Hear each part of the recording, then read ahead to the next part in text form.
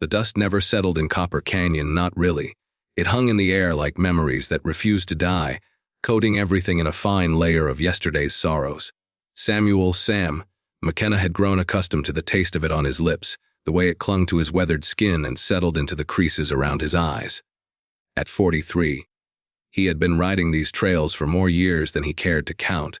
His only companions the wind that whispered through the sagebrush and the faithful bay mare he called Justice. Sam's ranch sat at the edge of nowhere, a modest spread of grazing land bordered by red rock formations that glowed like embers at sunset. The house was simple, 2 rooms, a stone fireplace, and a porch that faced west toward the mountains. It was a place built for solitude, and Sam had grown comfortable with the silence that filled its corners. He had learned long ago that loneliness was a choice you made peace with, not a problem you solved. The morning that changed everything started like any other. Sam was mending fence posts near the creek when he heard it, a sound so faint he almost dismissed it as the wind playing tricks.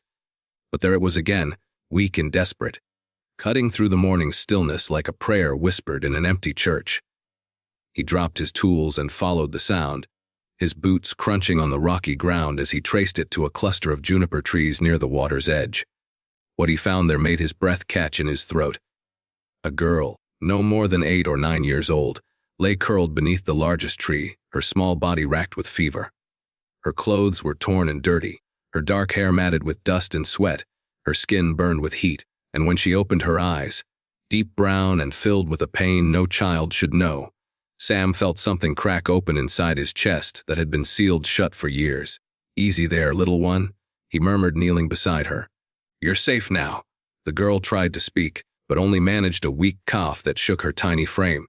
Without hesitation, Sam gathered her into his arms, surprised by how light she felt, like a bird with broken wings. He carried her back to the house, his mind racing with questions he had no answers for. Where had she come from? How long had she been out there?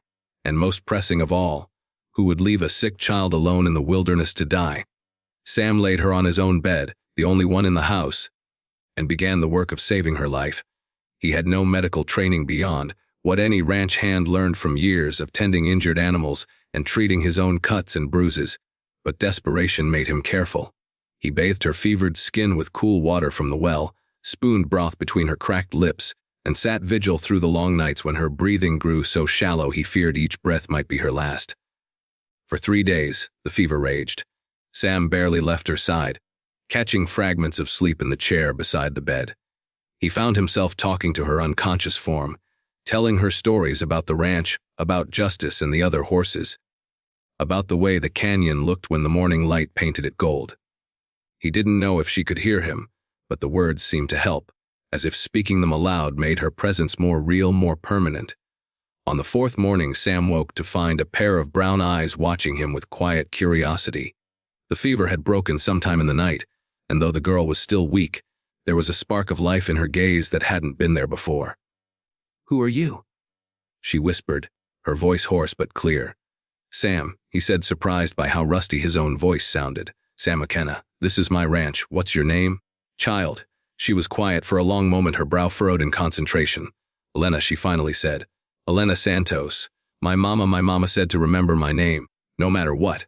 Over the following weeks, as Alena slowly regained her strength, Sam pieced together fragments of her story. Her family had been traveling west when fever struck their wagon train. One by one, the sickness had claimed them. First her father, then her baby brother, and finally her mother. The other families, terrified of the contagion, had left Alena beside the trail with barely enough water to last a day. They had abandoned her to save themselves, a choice that made Sam's jaw clench with a fury he hadn't felt in years. They were scared, Alena said simply when she told him this part of the story. There was no anger in her voice, only a matter of fact acceptance that broke Sam's heart more than tears would have. Mama said people do bad things when they're scared. Alena was unlike any child Sam had ever encountered. Despite everything she had endured, there was a resilience in her that seemed to burn brighter than the fever that had nearly claimed her. She helped around the ranch with quiet determination, gathering eggs from the chickens, hanging laundry on the line, and learning to tend the vegetable garden Sam had neglected for years. Her laughter, when it came, was like water in the desert, precious and life-giving. As autumn painted the canyon walls in shades of copper and gold, Sam found himself changing in ways he couldn't have imagined. The silence that had once been his refuge now felt hollow when Alena wasn't there to fill it with her chatter about the books she was learning to read or her observations about the horses' different personalities. He taught her to ride on Justice's gentle back, walking alongside them in circles around the corral until she felt confident enough to take the reins herself. The sight of her small hands gripping the leather, her face bright with concentration and joy, stirred something in Sam that he had thought long dead. But it was more than just companionship that Alena brought to his life. She had a way of seeing beauty in things he had stopped noticing. The way morning light caught in a spider's web, the pattern of clouds reflected in the creek, the soft sound Justice made when she was content. Alena would point these things out with genuine wonder, and Sam found himself seeing his world through her eyes, remembering what it felt like to be amazed by simple miracles. The first real test of their newfound bond came with the onset of winter. Snow began falling in early November, heavy flakes that transformed the canyon into a crystalline wonderland. Alena had never seen snow before, and her delight was infectious as she ran through the drifts, catching snowflakes on her tongue and building lopsided snowmen near the front porch. But with the beauty came danger. The temperature dropped below freezing for days at a time, and supplies in town grew scarce. Sam had always weathered the winters alone, rationing his provisions and making do with whatever he had stored. But now he had Alena to think about, and the weight of that responsibility was both terrifying and oddly comforting. He found himself making trips to town more frequently, enduring the stares and whispered questions from the townsfolk who wondered about the Mexican girl who had appeared at his ranch. Some of the comments he overheard made his blood boil, but Alena seemed oblivious to the prejudice, greeting everyone with the same shy smile and polite "Buenos dias" her mother had taught her. It was during one of these trips to town that Sam encountered Martha Henley, the schoolteacher who had been trying to convince him for months to let Alena attend classes with the other children. Martha was a formidable woman in her 50s, with steel gray hair and eyes that missed nothing. She cornered Sam outside the general store on a bitter December morning, her breath forming clouds in the frigid air. "That girl needs proper schooling, Sam," she said without preamble. "She's bright as a new penny, but she needs to be around other children. She needs a normal life." Sam shifted the weight of the supply sacks on his shoulder, avoiding Martha's penetrating gaze. "She's learning plenty at the ranch. I'm teaching her to read and cipher." "And what about when you're gone?" Martha's question hit him like a physical blow. "What happens to her then? You're not getting any younger?" Sam McKenna and that child deserves better than to be stranded again. The words haunted Sam during the long ride back to the ranch. He had been trying not to think about the future, content to live in the present moment with Alena's laughter echoing off the canyon walls. But Martha was right. What would happen to Alena if something happened to him? He had no family to speak of, no one who would take responsibility for a Mexican orphan in a world that already saw her as an outsider. That night, after Alena had fallen asleep, Sam sat by the fire and tried to imagine his life without her. The thought filled him with an emptiness so profound it took his breath away. Somewhere along the way, without him realizing it, she had become the center around which his world revolved.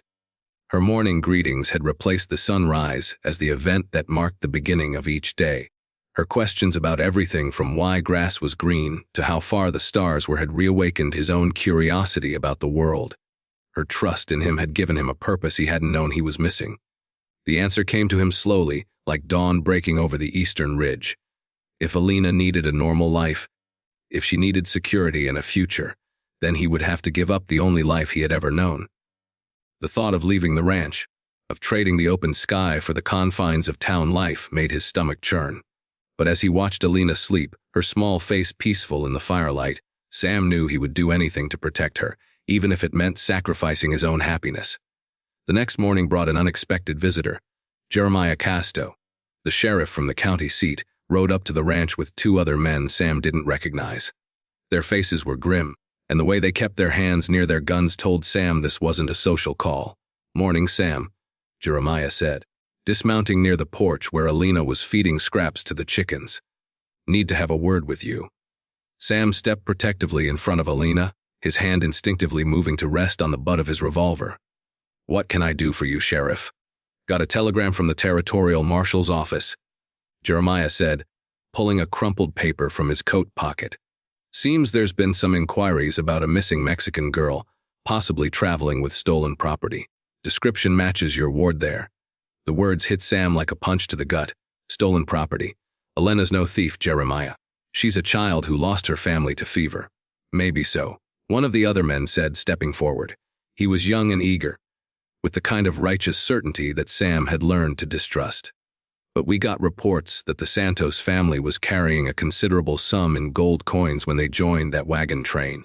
Coins that went missing after they died. Alena had gone very still behind Sam, the chicken feed forgotten in her small hands. Sam could feel her fear radiating outward like heat from a fire, and something protective and fierce rose up in his chest. Even if that were true, Sam said carefully, Alena was dying when I found her. She didn't have anything with her except the clothes on her back.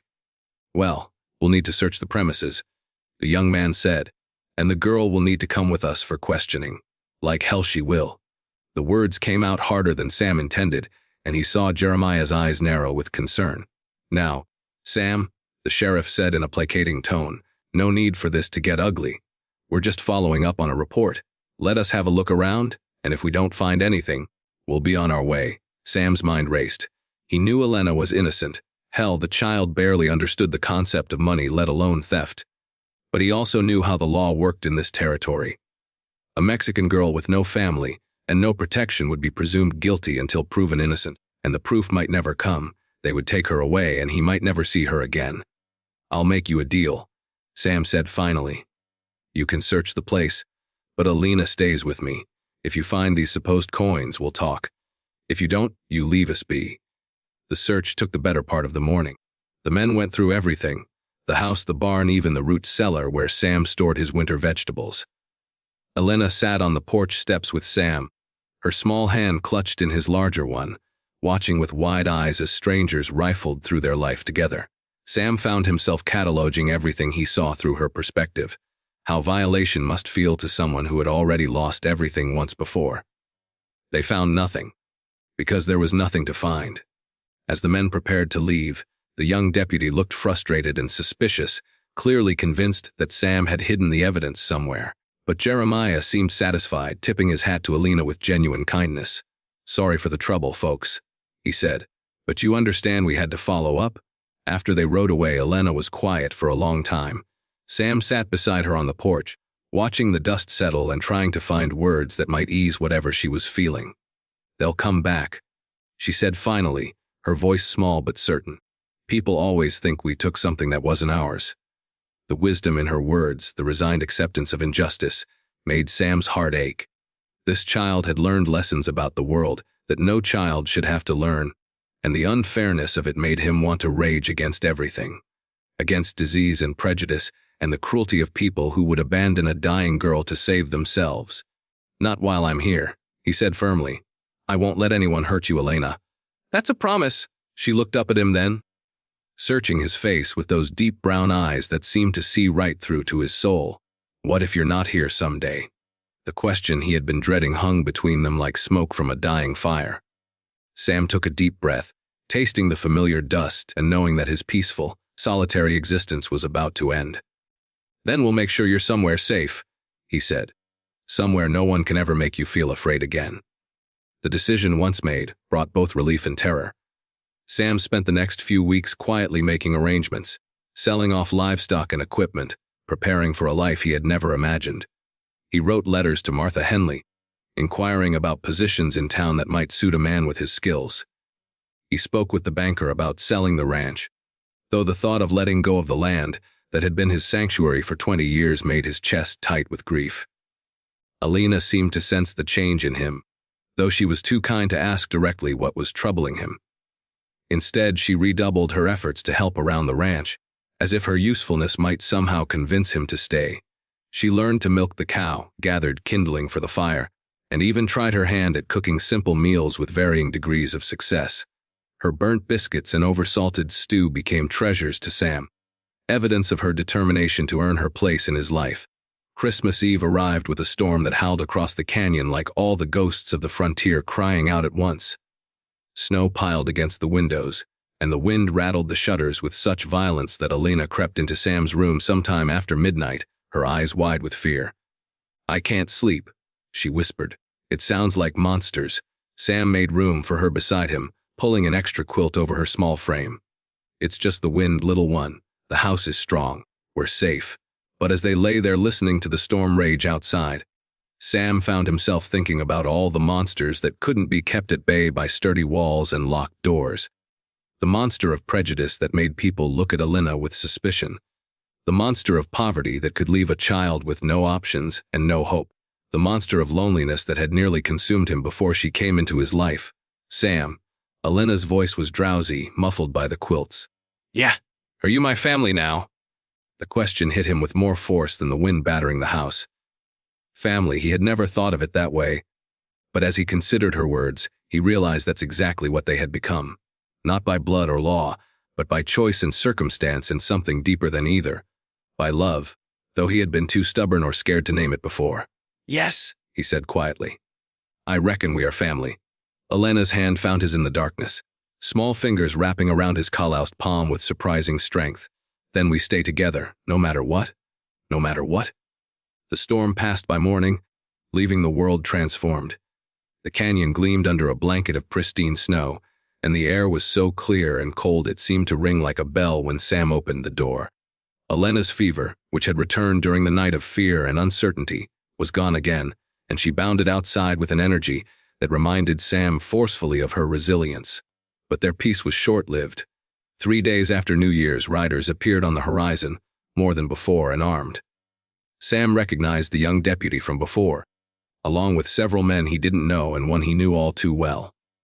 Marcus Thornfield owned the largest ranch in the territory, and his influence extended into every corner of local politics. He was not a man who made social calls. "McKenna," Thornfield called out as the group approached the house. His voice carried the authority of someone accustomed to being obeyed. "We need to discuss the situation with that girl." Sam stepped onto the porch, keeping his body between the men and the door where Alena waited inside. "What situation would that be, Marcus?" "Don't play dumb with me," Thornfield said, dismounting with practiced ease. "I've done some checking into this Santos family. Turns out they were carrying more than just personal effects when they died. There was a strongbox with nearly $2,000 in gold coins, payment for a herd of cattle they'd sold before joining the wagon train. That money rightfully belongs to the estate. And you think Alena has it?" Sam's voice was deadly quiet. "I think a dying child might have grabbed whatever she could before she was abandoned," Thornfield replied. "And I think a lonely old cowboy might not ask too many questions about where his newfound wealth came from."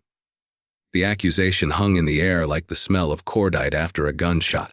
Sam felt his temper rising, but he forced himself to remain calm.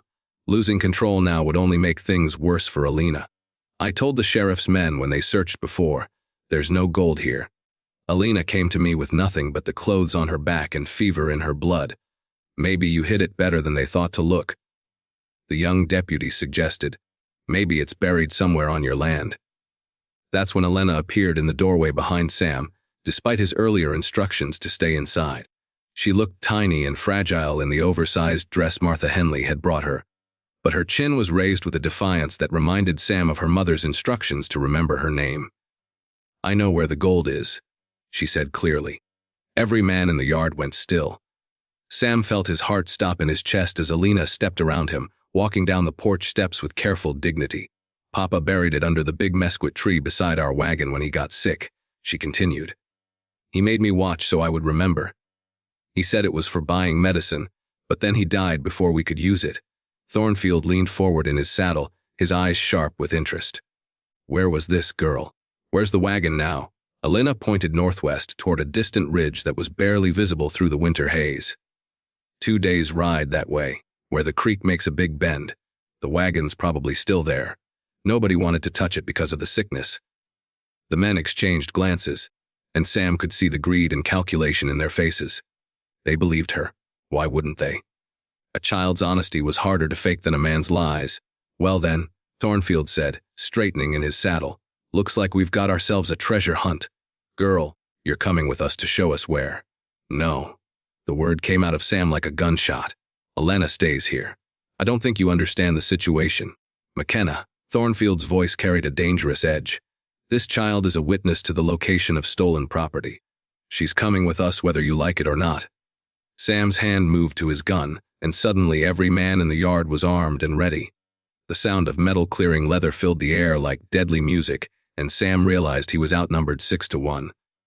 But as he looked down at Alena, standing brave and small between him and the mounted men, he knew he would rather die than let them take her. "I'll go," Alena said quietly. "I'll show you where the gold is, but Sam comes with me." "That's not." The deputy started to object. "That's the deal," Alena interrupted, and there was steel in her young voice that commanded respect. "Sam comes with me, or I don't remember where the tree is anymore." Thornfield studied them both for a long moment, his pale eyes calculating odds and options. Finally, he nodded.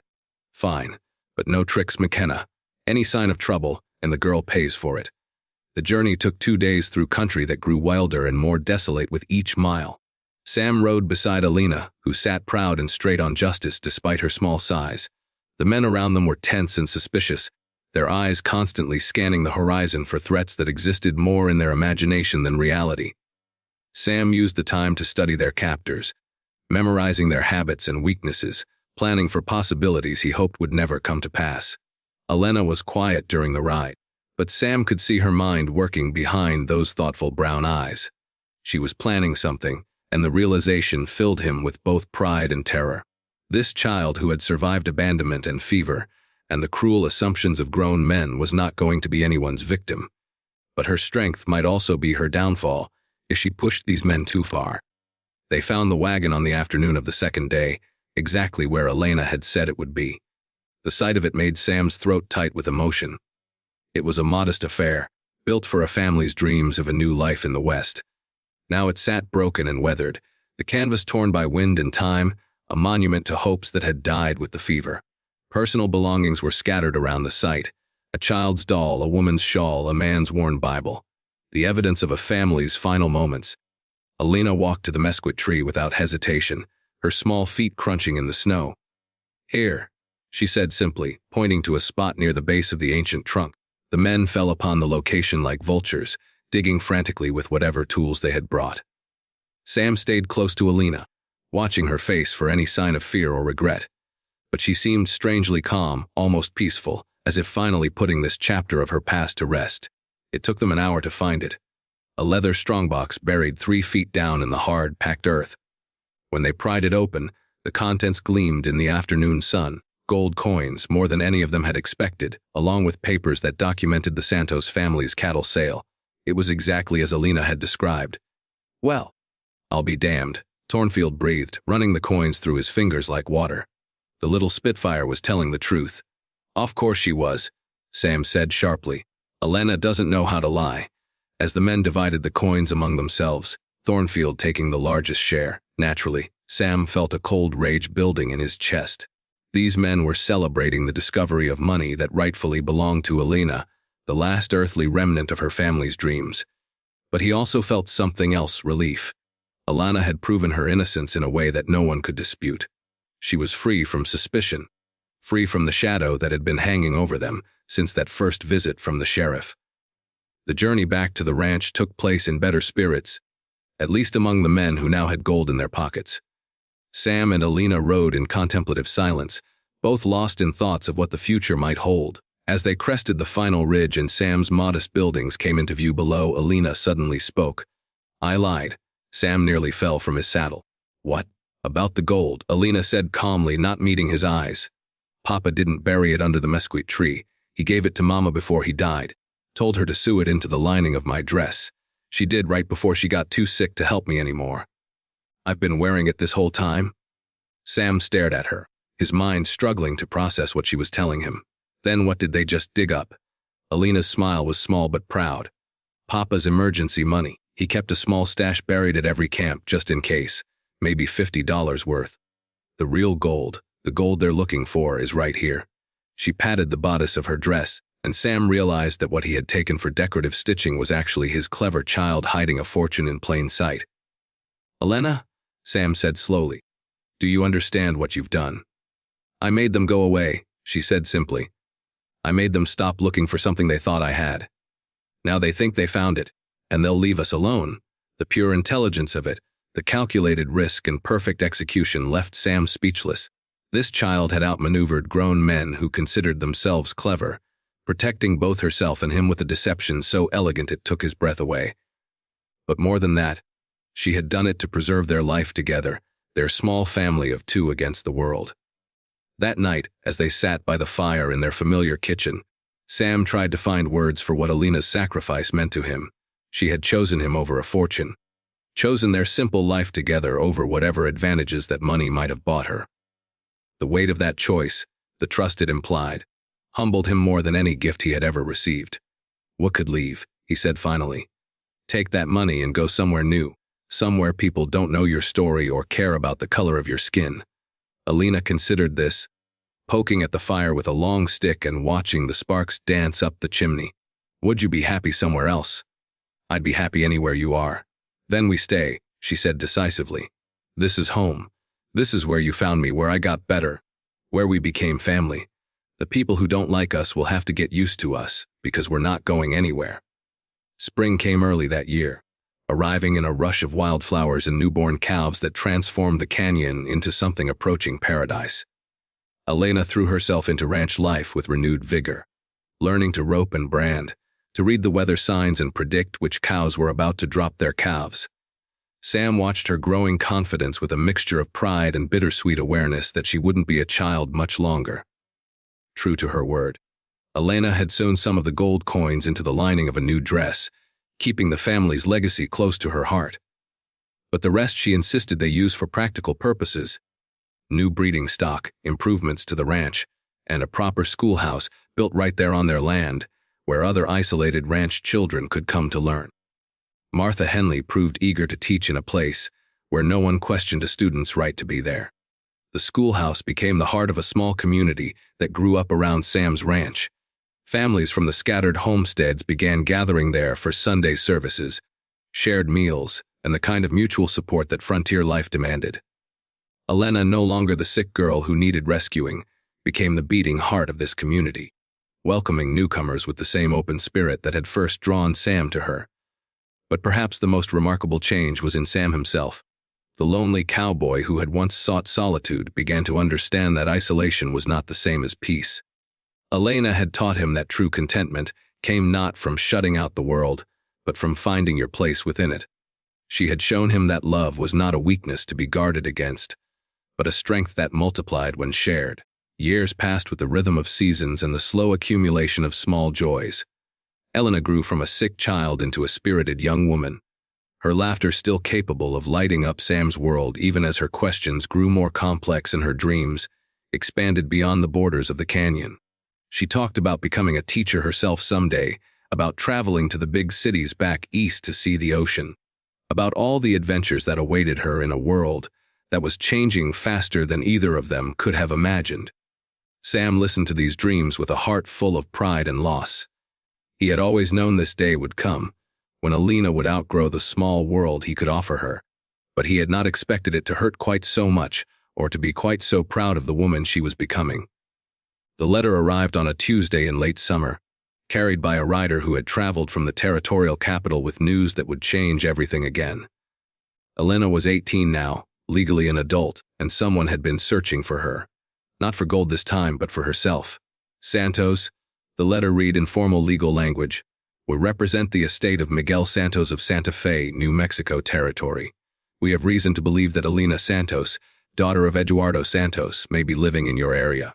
Miguel Santos was Eduardo's brother, and upon learning of his brother's death and the survival of his niece, wishes to make contact and extend an invitation for Miss Santos to join his family in Santa Fe. Alena read the letter 3 times before setting it down on the kitchen table, her face unreadable. Sam watched her process this information, this sudden reappearance of a family she had thought lost forever. "An uncle," she said quietly. "Mama never mentioned him." "Families get scattered," Sam said, though his heart was breaking. "Sometimes they find each other again." Alena was quiet for the rest of the day, going about her chores with unusual thoughtfulness. Sam gave her space to think, but he found himself remembering that first night when she had asked if they were family now. The question felt different now, weighted with new implications and possibilities. That evening, as they sat on the porch watching the sun set over the canyon walls, Alena finally spoke. He wants me to come live with him. Says he has daughters my age, that I could have a proper education, meet suitable young men, live the life my parents would have wanted for me. Sounds like a generous offer. Sam managed, though the words felt like swallowing glass. It is. Alena agreed. He sounds like a good man, and Santa Fe is a real city with libraries and theaters and all the things I used to dream about seeing. Sam nodded, not trusting his voice to remain steady. But here's what I think. Alena continued, turning to face him fully. I think Mama and Papa wanted me to be loved. They wanted me to be safe and happy and valued for who I am, not what I should be according to other people's ideas. And I have all of that right here. Alena, I'm not done, she said firmly, and Sam heard echoes of the child who had stood up to armed men twice her size. You saved my life, Sam McKenna. Not just from the fever, but from despair. You taught me that family isn't about blood or names or what people expect. It's about choosing to love someone and keep choosing it every day, no matter what the world throws at you. Tears were flowing freely down Sam's weathered cheeks now, though he made no move to wipe them away. You could have anything you wanted, Alena. Education, society, a husband from a good family. Things I can't give you. You already gave me everything that matters, she said softly. You gave me a home, you gave me your heart. You gave me a father when I thought I'd lost everything. She reached over and took his hand, her touch warm and certain. I'm not going anywhere, Sam. This canyon, this ranch, this life we built together, this is where I belong. The sun dipped below the western ridge, painting the sky in shades of orange and pink that reflected off the snow-covered peaks. In the distance, a coyote called to its mate, and Justice whinnied from the corral where she was waiting for her evening oats. The sounds of home, of belonging, of a life that had meaning beyond the horizons. Besides, Alena added with a grin that reminded Sam of the mischievous child who had once outmaneuvered a group of grown men. Someone needs to keep an eye on you. Make sure you don't go back to burning coffee and eating nothing but beans and hardtack. Sam laughed then, a sound that started deep in his chest and grew until it filled the canyon with echoes of joy. Well, when you put it like that, I suppose I do need looking after.